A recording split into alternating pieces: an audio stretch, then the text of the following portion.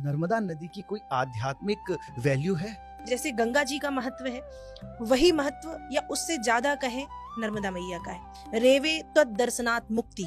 नर्मदा मैया में स्नान करने की जरूरत नहीं है, आप सिर्फ दर्शन करें और मुक्त हो जाएंगे। नर्मदा के तट पे जो कंकड़ हैं, उन कंकड़ों को शंकर कहा जाता है। और ऐसा क्यों? एक बार नर्मदा मैया ने तपस्या की, और जब तपस्या की तो भगवान भोलेनाथ प्रकट हुए। तो नर्मदा मैया ने कहा कि मैं चाहती हूँ कि जो महत्व गंगा जी का है वो महत्व मेरा भी हो। मैं आपको वरदान देता हूँ कि आपके दर्शन से मुक्ति है, और आपकी जल में जो कंकड़ पाए जाएंगे, पत्थर पाए जाएंगे, वो शंकर कहलाएंगे। मतलब निकालो, घर ले जाओ और पूजो। तो नर्मदा का कंकड़ कंकड़ शंकर है, और नर्मदा मैया भगवान शिव की ही पुत्री है।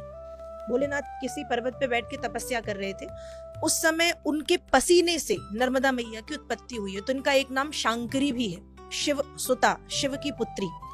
और मैंने सुना था कि इसकी कुछ परिक्रमा भी होती है, बहुत बड़ी जी हाँ, परिक्रमा। जी हाँ। भारत में नर्मदा मैया ही एकमात्र ऐसी नदी है, न गंगा, न यमुना, न सरस्वती, गोदावरी, कावेरी, इतनी बड़ी बड़ी पवित्र नदियां हैं, लेकिन नर्मदा मैया भारत की एकमात्र नदी है जिनकी परिक्रमा की जाती है। और सिर्फ परिक्रमा नहीं, आपको सुन के आश्चर्य होगा, वास्तव में जो लोग भाव से परिक्रमा नर्मदा मैया की करते हैं, उनको एक बार भगवान भोलेनाथ का अनुभव होता है उस परिक्रमा के दौरान। आपको लगेगा कि आपने शिव का दर्शन किया है। आपको यह भी पता होगा कि नर्मदा जी उल्टी बह रही हैं, नर्मदा जी पूर्व से पश्चिम जा रही हैं। इसकी भी एक कथा आती है। बताइए बताइए। इसकी कथा ये आती है कि नर्मदा जी का विवाह होना था सोनभद्र से। ये अमरकंटक जो स्थान है, वहां पे सोनभद्र नाम के एक राजा थे। तो नर्मदा जी और इनकी शादी होनी थी, विवाह होना था।